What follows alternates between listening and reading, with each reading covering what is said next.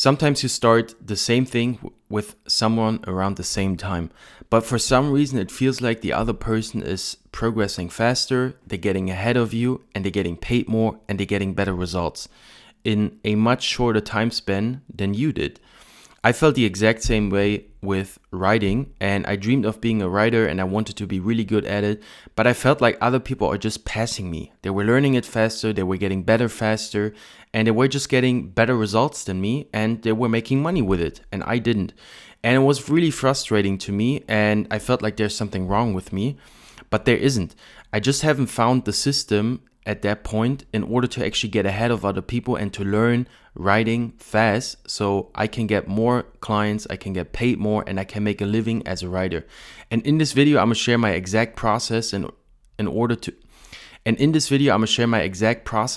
to get ahead as a writer and to get paid for it, to make money with it, and to just get better than everybody else. So I personally decided to be a copywriter. I was really interested in writing, and I was writing in my free time anyway and journaling a lot of times.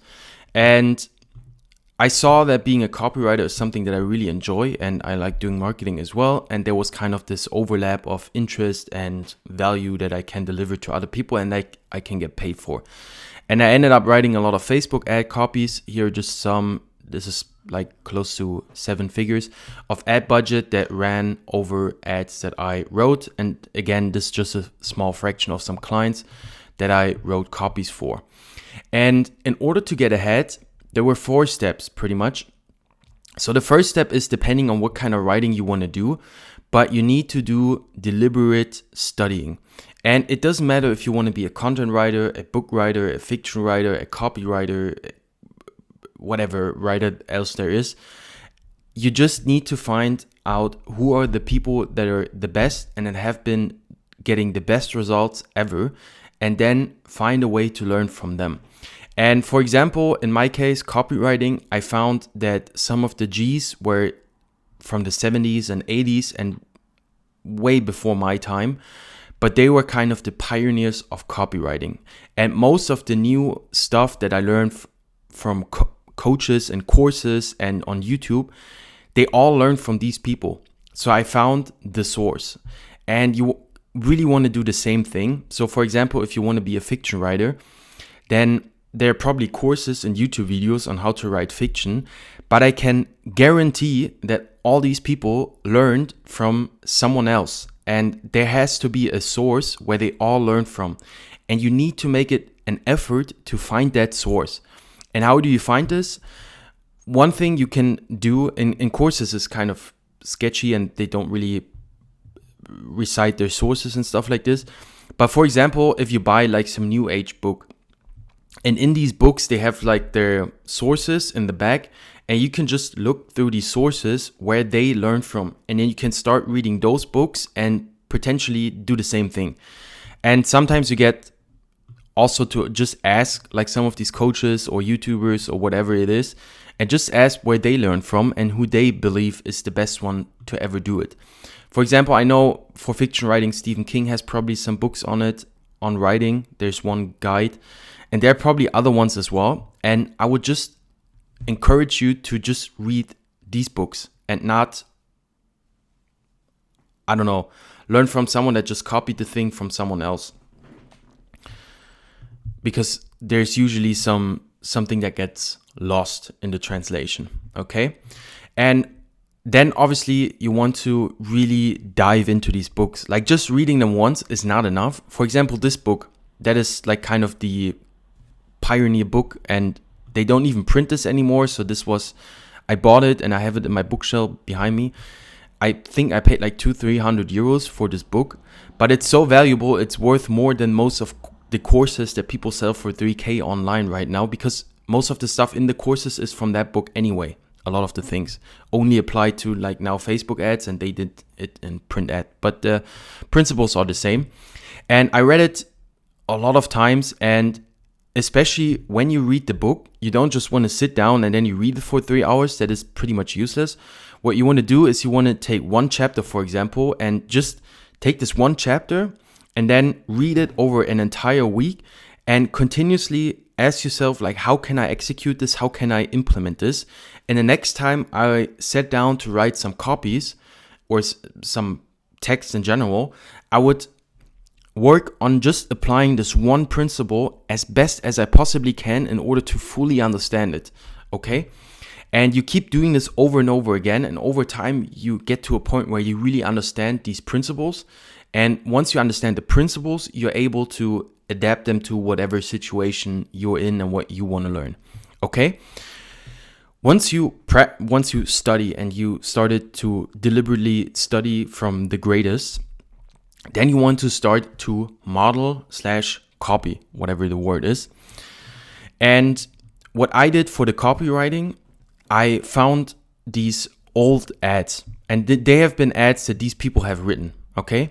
So once I found them, I started to sit down on my notebook right here, for example, and with a pen, I would write out these entire ads per hand, okay? And it took me like 2 hours for an ad like this, for example. But I did it every week. I would write out one of these ads, for example, for weeks on end. And I would, write them out. But in my case, I would also translate them to German because I wrote most of my copies in German. So I would write it out, copy it on my notebook, and then I would really make an effort to understand why he put the words there. Why did he write it that way? Why did he say how to stroke wrinkles right out of your face? Why did he say stroke and not something else? Okay. And then I would analyze it. So for example, how to is pretty much immediately grabbing your attention because you want to solve your problem, and it seems like a guide. So it doesn't seem like an ad. It seems like a guide, which is really important. So maybe when I write Facebook ads, I can make them also more as a guide, and so they don't look like ads. Then the second thing is he said stroke. Why would he say stroke? So for one thing, I'm assuming, I'm not in that market, but like cosmetics and stuff like this is a very saturated market. So there's a lot of competition. There's a lot of providers that do some kind of creams and stuff like this and solutions for getting wrinkles out of your face. And because he said stroke, I would assume that people have been kind of getting tired of just the basic claim of getting rid of your wrinkles or to remove them or reduce them or whatever. And people have heard all the claims and all the benefits and all the promises. So what he's doing is he's introducing a new mechanism, so a different way in order to get rid of your wrinkles. And by using the word stroke, he's telling you that he has a new mechanism you maybe haven't tried before, which gives you hope. And because you have hope, you start to believe what he's saying and you're interested in his solution because you've never seen it before. And maybe you tried all the other things and it didn't work, but now he has a new mechanism you haven't tried before. So now you have hope that you finally can solve your problem through whatever he's offering. So this is kind of a new mechanism. Okay, and I would literally sit down and analyze the ad while I was writing it out. And by doing this, I got multiple things, but two main things. One, I got to understand the flow of the ad. So how is a good ad actually written? How does it sound? How does it flow? How long are the sentences? How many sentences? So many different things that just get translated into my hand. And the next time I would write my ad myself, I would kind of have this in my blood already. And the second thing, I would really understand the sequences. So why is he putting this after this and then this after that? Why is he doing that? And by copying this, I will get to understand it. And again, the same applies for whatever thing you're trying to write. If you're trying to write like Twitter posts or X posts, or you're trying to write like short stories or fiction books or non-fiction books or a blog, whatever it is, just find the best blogs or X articles or books or short stories that you can get your hands on, and then copy them out by your hand. You will get an amazing feeling for how a good thing is actually written and how it's done. And by doing this, you get to learn how to do it yourself. This literally is the shortcut. Like if I had to just do one thing, it's probably this one. Obviously, once you learned and you studied and then you copied and you learn from the greatest, then you have to start creating. And in order to do this, Obviously, if you want to get better at writing, you have to write more. It's pretty obvious. And the main thing is, number one, to make it as easy and frictionless as possible for you to do it. So you are doing this consistently and you're going to do it every single day. And in my case, I said to myself, hey, I'm going to write 200 shitty words every single day. And even if I don't feel like, even if it's not fun, even if it's shitty, I'm just going to write 200 words a day. It didn't take too long to just write 200 words, especially if you don't have any, if you say you're just going to write shitty words. And by doing this, I got to practice every single day. And sometimes I would literally just write 200 shitty words, but sometimes it would spark inspiration and motivation, and I would end up sitting there for 3 hours writing. Just because I started every single day and I had this consistency.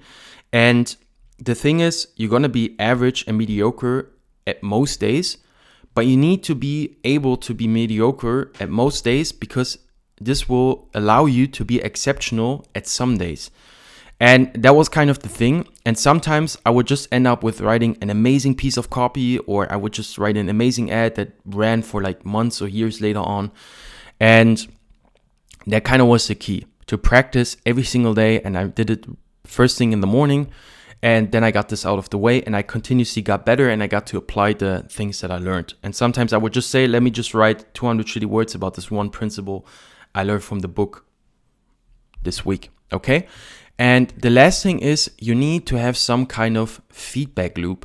So if you just write for yourself in your basement and you're never showing it to anyone and you don't know how to improve it and you don't have any metric for seeing how good it was, then it's also pretty useless. You need to test it somewhere in order to see if you're improving, and then you need to have some metric in order for you to know if you're improving. For example, for me with the writing, I wrote Meta or Facebook ads. So it was very easy for me to see if it worked or didn't work, because I would write these ads, I would get them ready, and then I would hand them to the client and I would start testing them on the marketplace.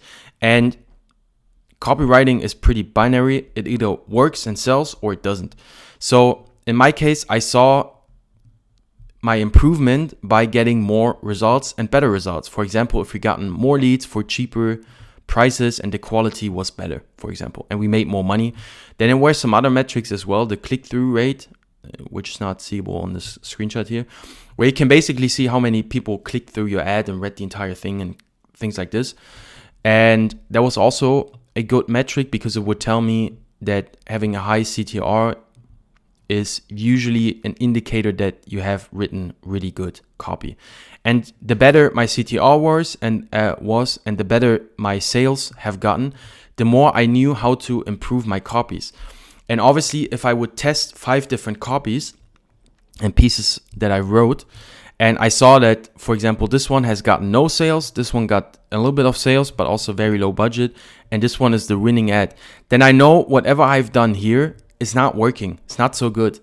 And here as well. And this one is better. So I can do more of what worked here, and we do less of this stuff down here. Okay. And then I would take all these learnings, and the next time I sit down, I was like, okay, this didn't work there. Let me just change this around and do it a little bit different. And then we'll test it again. So you have this feedback loop. Okay.